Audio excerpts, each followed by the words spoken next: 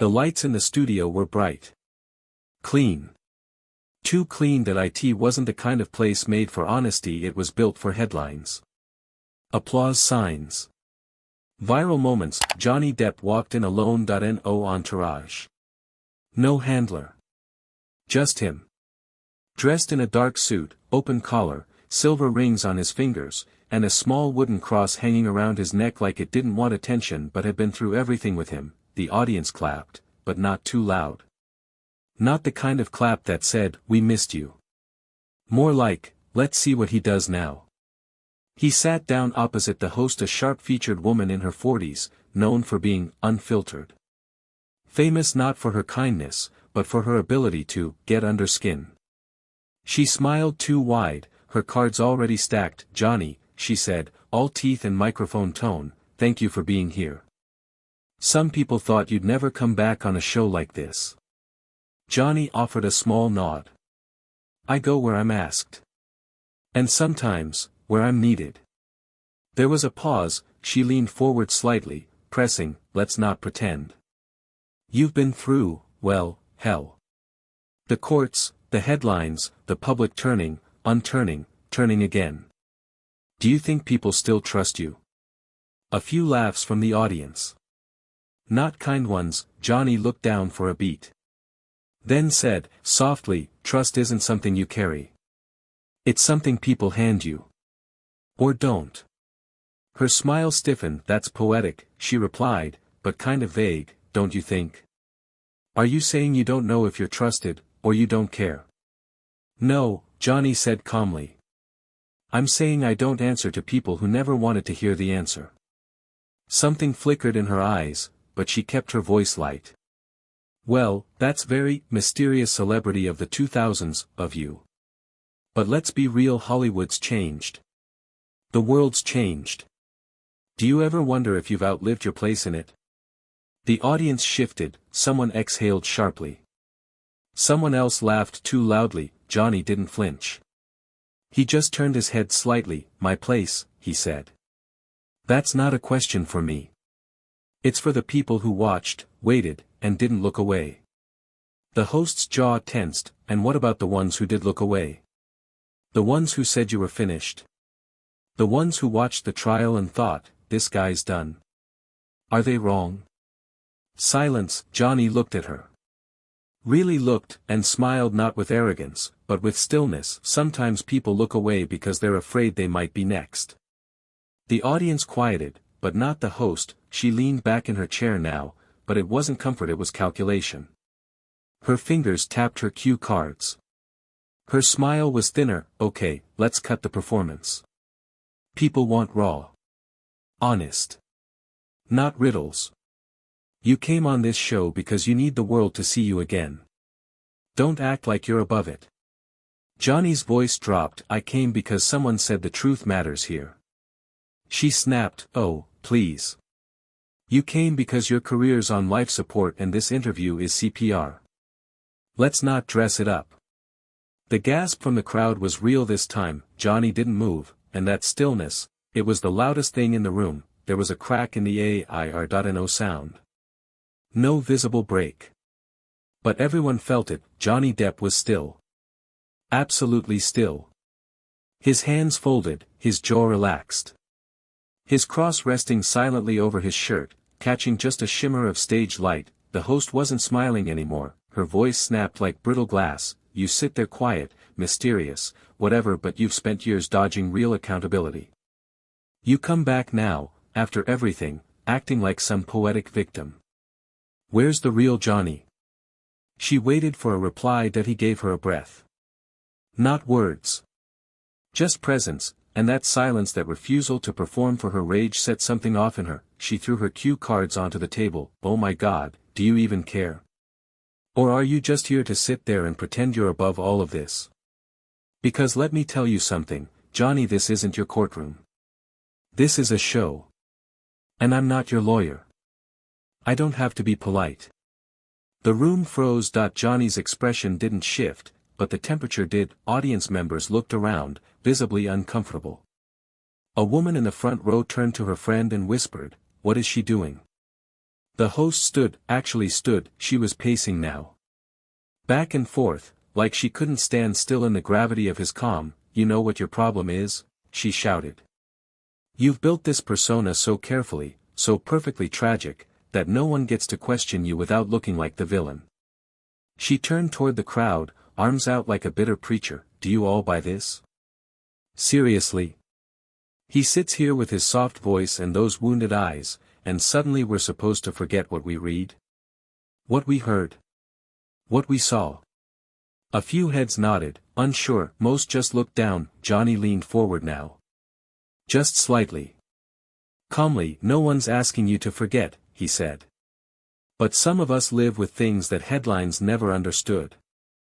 And some of us choose not to fight with fists. Or volume. He looked up. I'm not here to win. I'm here to not lose myself again. The host barked out a laugh, bitter, sharp, hollow. Oh please, she hissed. You're here for attention. Same reason you were in court. Same reason you do these interviews. You're addicted to sympathy you don't deserve. Johnny blinked. Just once. The lights didn't flicker, but the air did. He tilted his head, very slightly, and whispered, You don't yell like that if you're sure you're right. The studio broke, the audience gasped, the sound guy took off his headphones. One of the camera operators stepped back from his rig. The host's face was red now, not from makeup, but heat. Her breathing quickened. Her eyes darted to the producers off stage. She saw them whispering. Motioning. One speaking into a headset. No, she said. No, I'm not done. You think you can come in here and twist everything? You think your silence makes you noble? You're a ghost, Johnny. A shadow of someone people used to respect. You're not deep. You're empty. She pointed straight at him, and then shouted, You don't deserve to be here. A producer stormed on stage. Whispered in her ear. She shoved his hand away. The floor director raised both arms, signaling to cut cameras. Audience members stood up, some from discomfort, some from disbelief. The host turned again to Johnny. You think this makes you a hero? Just sitting there like you're better than everyone else? He stood, for the first time, not quickly. Not angrily, just stood, and looked her in the eyes, and said nothing, not because he couldn't speak, because she had already said everything the world needed to hear. Security appeared at the edge of the set. A voice through the earpiece said, Pull her. 2 guards came forward. Slowly, the host backed up, shouting, This is my show. Johnny turned slightly, gave a small nod to the audience, and walked off stage, not in retreat, but in peace. Behind him, the screaming continued, but it didn't follow him. He had already walked off stage. The audience thought it was over, the crew thought it was done, but she didn't stop. The host, still standing in front of her chair, flushed and trembling, turned to the audience and raised her voice again. Of course he walks away, she spat. That's what cowards do. They walk when they can't manipulate the narrative anymore. No one clapped. No one laughed. The studio was now ice and glass. The producers were off to the side, gesturing at each other. The director was frantically signaling to cut the live stream, but something had glitched. The feed was still rolling.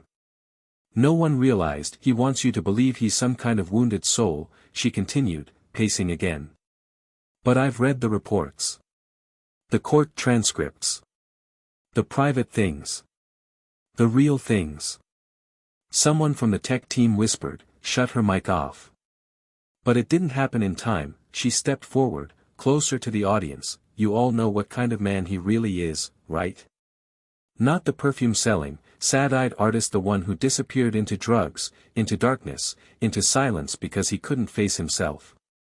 Now people in the crowd were getting up. Uncomfortable. Angry. But frozen, waiting. He talks like pain made him soft. But pain made him cold. Cold to his kids. Cold to the women who tried to love him. Cold to the people who stuck by him when he didn't deserve it. A man in the back row said sharply, Enough. But she didn't stop. She picked up her cue cards, flung them to the ground, then stormed toward the edge of the stage where Johnny had exited. I bet he's still back there, watching. Still pretending to be the bigger man. Still playing the quiet victim while people like me get labeled aggressive for telling the damn truth.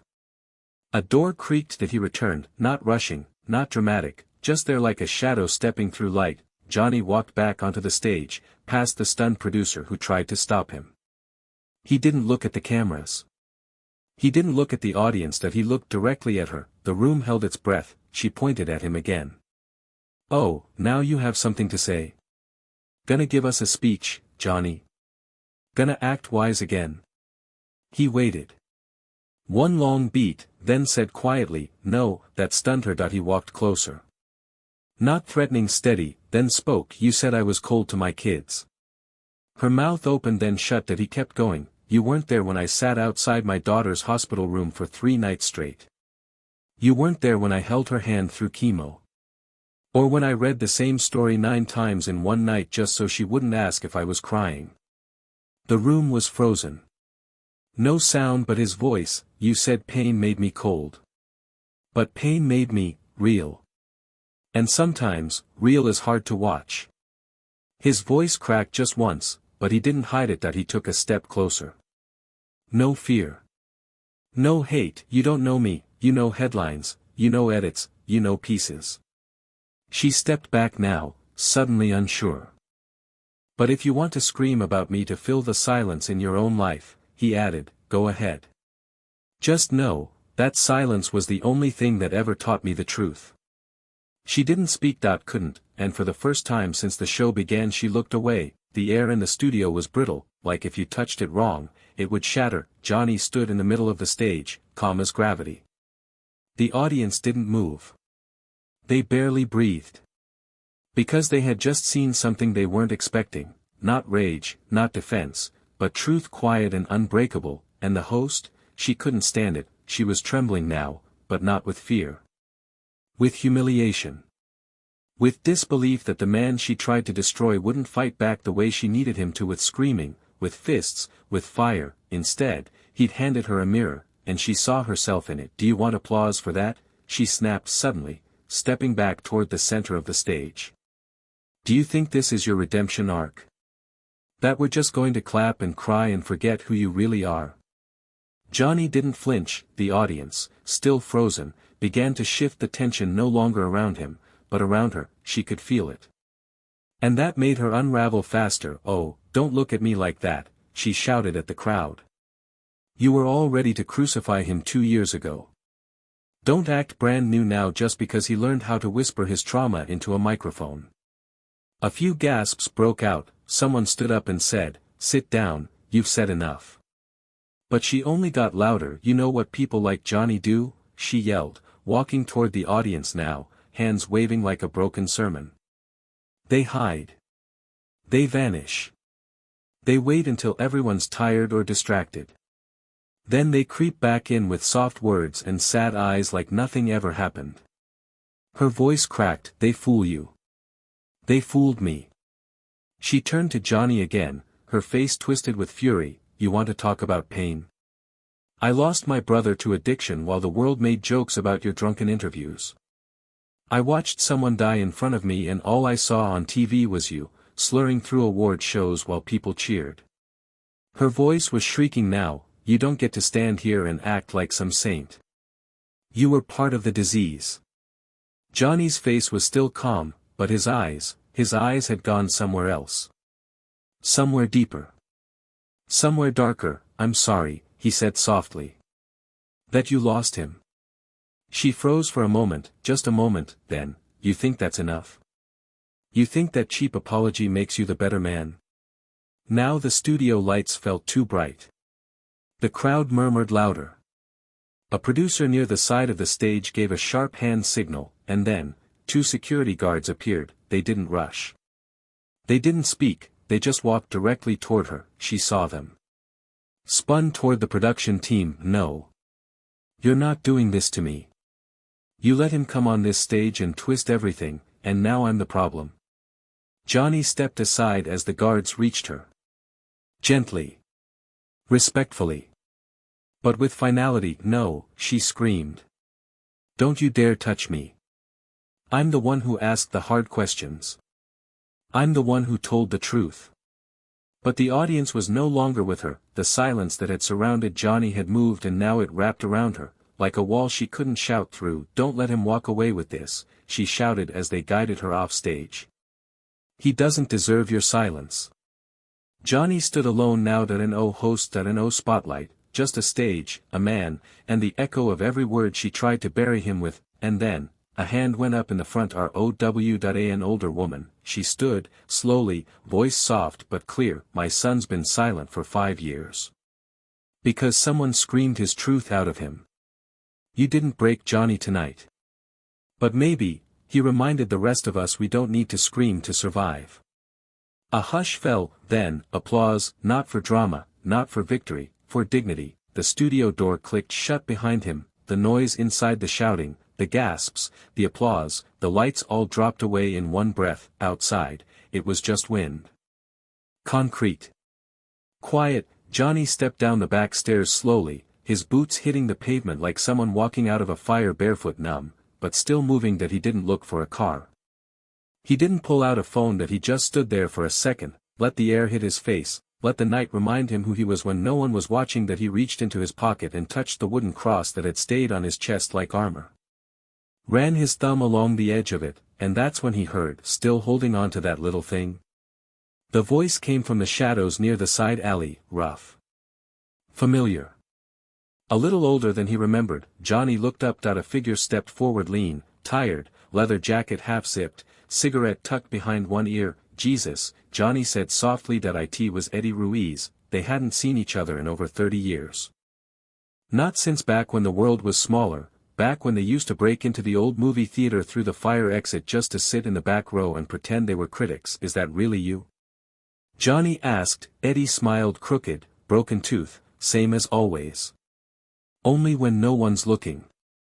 They hugged, not the kind of hug that's clean or smooth. The kind where your hands don't know where to go at first. The kind that aches. Eddie pulled back. Looked Johnny over. "I saw what happened in there," he said. "Wasn't hard to find. Word gets around fast. I was working 2 blocks down when a grip came in from the studio and said, 'Depp's being eaten alive in 4K. Figured I'd stop by. You okay?'" Johnny gave a half smile. "What do you think?" Eddie lit the cigarette. Took a drag. "I think you've always been better at bleeding quiet." They sat on a low-loading dock behind the studio, legs hanging, smoke curling into the night. "I watched them rip you apart like you owed them something," Eddie said. "And you just sat there. I don't know how the hell you didn't snap." Johnny looked at the ground. "Because I have," he said. "Enough times. And it never gave me back what I lost." Eddie didn't respond for a while. Then, almost in a whisper, "You remember that night your dad left?" Johnny nodded. "You stayed at my place. Slept in my room. We were 13. You didn't say a word all night. Just stared at the ceiling. But I remember, before you fell asleep, you said, 'If I get famous, I'm gonna stop yelling forever.'" Johnny laughed. A dry, painful laugh. "God. I said that?" "Yeah," Eddie said. "And tonight, for the first time. I think you actually did." The wind picked up. Johnny looked out toward the street, empty, quiet, a different kind of stage. "Everything I built," Johnny said, "I built out of silence. I thought if I just acted well enough, behaved well enough, spoke soft enough, they'd stop trying to crush me. And they didn't," Eddie said. "No," Johnny said. "But I didn't get crushed either." A long pause, then Eddie stood up. Stamped out the cigarette. "You going home?" Eventually, Johnny said. Eddie tossed him a key. "What's this?" "My truck," Eddie said. "Drive. Think. Yell in the desert if you need to. Come back when you're ready to speak to people again. Not cameras." Johnny stared at the key in his hand. "Why are you doing this?" Eddie shrugged. "Because the kid who gave me his only jacket at 14 still lives somewhere in there. And he just got torn to pieces in front of the world but somehow, didn't lose himself." They hugged again, this time tighter.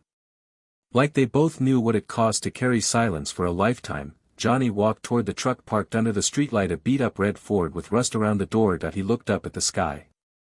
Took a long breath, then he opened the door, and drove away, not to escape, but to remember. The desert didn't ask for anything. No lights. No eyes. No stage. Just space. Johnny drove Eddie's truck out past the edge of the city, past the highway signs and flickering gas stations, past the music that wouldn't play and the silence that finally could not be. By the time he stopped, the sky was half empty and half on fire, stars above, dust below. He stepped out of the truck and walked a few paces into the sand. It was cold, but clean. The kind of cold that makes you feel human again. He stood there for a while, just breathing. No cameras. No makeup. No handler whispering when to blink. No director telling him which version of himself would sell best, just him. He pulled the wooden cross from under his shirt and held it in his palm. There had been so many versions of him: the boy who laughed too hard, the man who drank too much, the actor who said too little, the lover who left too fast. And somehow, they all still lived in the same skin. For so long, he'd thought silence would protect him. That if he just stepped back, stepped out, let the storm pass over him, maybe it would leave him untouched. But now he knew the truth: silence doesn't protect, it preserves. And now, it was time to speak again. He didn't write a post, he didn't call his publicists, he didn't start with a comeback, he started with a letter. A real one. Paper, pen, ink smudged by the desert air. He wrote all night, not to defend, not to justify, not even to explain, but to tell the truth, about what it felt like to sit on a stage and be told he didn't deserve to exist, about what it cost to stay calm when someone used pain as a weapon. About what it meant to be a man in a world that wanted him to be a myth or a monster but not a person. He wrote to himself. He wrote to his daughter. He wrote to anyone who'd ever been told they weren't worth listening to. And when the sun finally cracked over the rocks in the distance, he folded the pages, put them in his coat pocket, and whispered to the wind, "I'm not done. I'm just beginning again." 2 weeks later, the letter appeared, not on a news site, not in a press release, but in the back pages of a small independent magazine no one expected to see his name in. No photos. No promotion, just pages of his handwriting. No mask. No pose. Just the man who had once lost everything, and somehow came back, not louder, but clearer. Readers didn't repost it, they printed it, folded it, saved it, and for the first time in a long time, he felt seen, not as a scandal, or a symbol, but as Johnny. That night, back in the city, Eddie's truck pulled up outside Johnny's old apartment. He stepped out, same boots. Same cross, different man. There was no crowd. No welcome home, just one girl, his daughter, sitting on the front steps, holding the magazine in her hands. She didn't say anything when he approached, she just stood. Walked up to him. And hugged him, the kind of hug that says, "I read every word. And I heard you." Because in a world full of noise, Johnny Depp didn't come back by shouting. He came back by standing still, long enough to speak for real.